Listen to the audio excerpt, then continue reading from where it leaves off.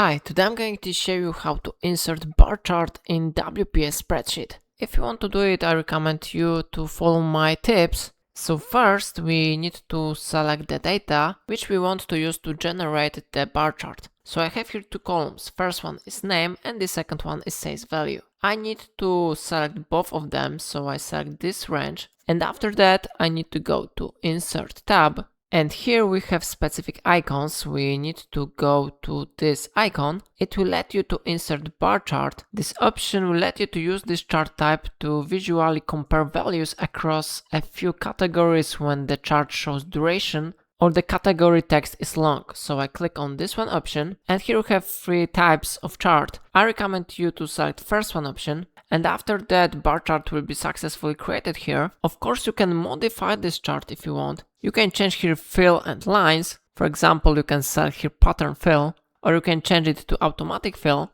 You can modify the fill of the chart. For example, I can click here and I can select here, for example, orange. You can change the effects. For example, you can add the shadow, maybe something like that. Or you can modify size and properties. You can change here size, property, alignment, or alt text. Everything depends on your preferences, yeah? So in this way you can easily create bar chart in WPS Spreadsheet. If I helped you, remember to like this tutorial and subscribe my channel. Please let me know in comment if it's of your problem.